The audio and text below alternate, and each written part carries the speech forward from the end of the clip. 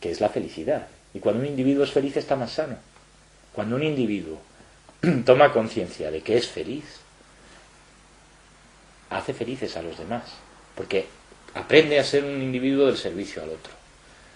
Y esa es la consecuencia, pero la causa es un proceso interno de libre albedrío. ¿Todo es mental? Todo es mental. Absolutamente todo es mental. ¿Y eso lo ha demostrado la física cuántica? ¿Ha demostrado lo que siempre ha dicho el esoterismo? Es que el esoterismo no existe. El esoterismo es una palabra que se ha inventado precisamente para no hablar de estas cosas. Pero no existe esoterismo.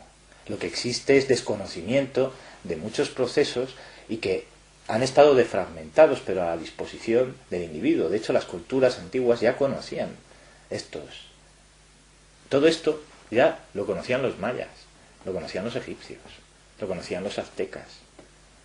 El problema no está en ese conocimiento. El problema está en que individualmente hemos sido sustraídos de ese conocimiento. Pero tampoco ha habido una motivación por parte del ser humano, salvo excepciones muy honrosas, por tener acceso a ese conocimiento.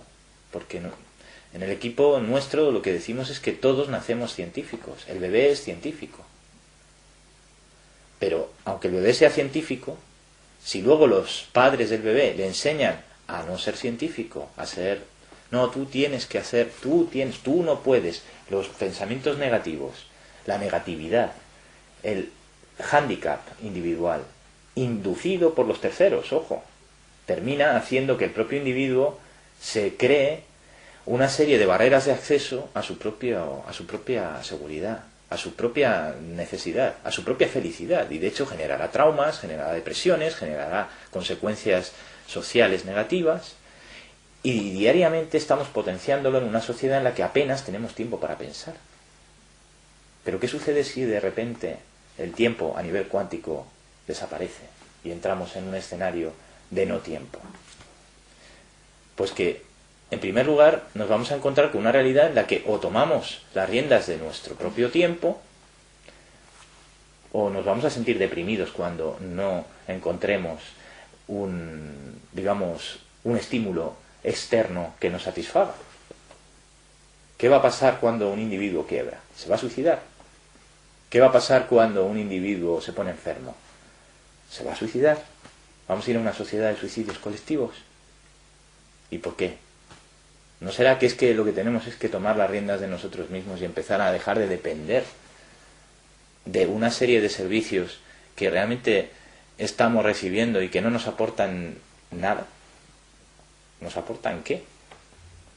¿Qué me aporta el último modelo de Ferrari Testarossa? ¿Qué? ¿Me aporta felicidad? ¿Soy más feliz por tener más dinero? ¿Soy más feliz? Esa es la pregunta que nos tenemos que hacer. Igual hay individuos que son más felices así. ¿Y quién nos ha negado el acceso a ese conocimiento? ¿Por qué no ha interesado que tuviéramos ese conocimiento? Porque el conocimiento te hace libre. ¿Y a quién no le interesa que seamos libres? Bueno, buena pregunta.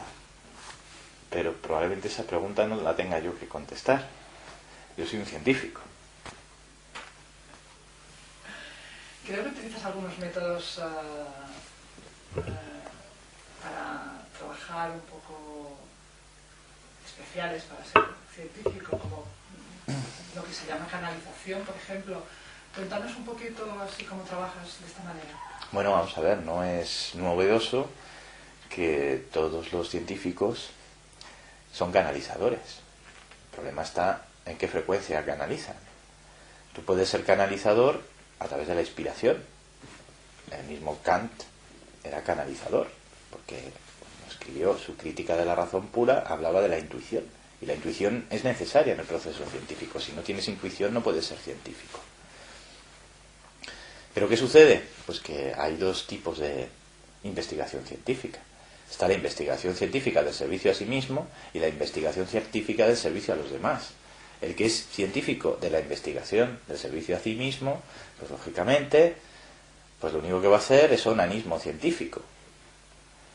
El que es científico de la investigación en beneficio de terceros, es decir, del servicio al otro, pues lo que va a hacer es difundir metodologías científicas, estructurar metodologías científicas y los resultados de esa investigación científica ponerlos a disposición de la comunidad. Y ese es el objetivo de un científico, no nos engañemos. Lo que pasa es que nos han contado que el científico tiene que ser un político. Y el científico no debe hacer política ni expresar juicios de valor. Simplemente debe hacer ciencia, verificar ciencia. Y si la ciencia, conjuntamente, por un método de análisis y síntesis, da unos resultados, son los que hay. Y ya cada uno hace con ese conocimiento lo que quiera. Pero ahí ya entramos en otro campo. En sí misma la ciencia no es ni buena ni mala. Son los seres que hacen, que canalizan esa energía hacia un lado o hacia un lado erróneo. Es decir, esa canalización energética es la vibración de la luz o del agujero negro. El que es agujero negro no proyecta luz. El que es luz crea. Y si me preguntas ¿qué, en tu opinión, es un buen científico? Pues uno que crea. Porque el que crea, genera. Y el que genera, materializa. Y eso es canalizar. No se puede generar nada que no se haya canalizado. Porque son paquetes de datos que vienen del universo. Y esos paquetes de datos son los que expreso y materializo. ¿Qué más hay en el universo, aparte de nosotros, los humanos? Pues, ¿habéis tenido contacto con evidentemente sí. Evidentemente sí. Pero de hecho hay una decisión en la ONU que ya reconoce la existencia de inteligencia extraterrestre, y es la decisión 33/426 que invito a la gente a que se la lea. Porque no se puede hablar de estos temas sin previamente haberse leído. De hecho hay una disciplina científica que se llama exociencia y que precisamente se dedica al estudio de este tipo de realidades, porque vamos a hablar de realidades, no de anomalías. Lo que es presuntamente absurdo es entender que estamos solos en el universo, cuando somos solo una milésima de micronésima de un granito de arena. Es muy soberbio, muy poco prudente y muy poco inteligente decir que no hay vida inteligente. De todas formas, por si alguien, para los escépticos que están escuchando, pues uno de los físicos más importantes del mundo, en este caso, pues por lo menos uno de los físicos más premiados del mundo, que es Stephen Hawking, ha dicho abiertamente que la inteligencia extraterrestre existe, pero ha emitido un juicio de valor, cosa que no corresponde a un científico. Un científico nunca debe decir si la inteligencia extraterrestre es buena o es mala para el ser humano, porque un científico no puede expresar que esa inteligencia es mala para el ser humano. Le corresponde verificar matemáticamente o cuánticamente, por cualquier metodología, incluso por la inducción, si esa realidad es así.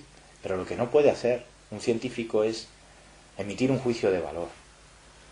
Pero efectivamente existe inteligencia extraterrestre.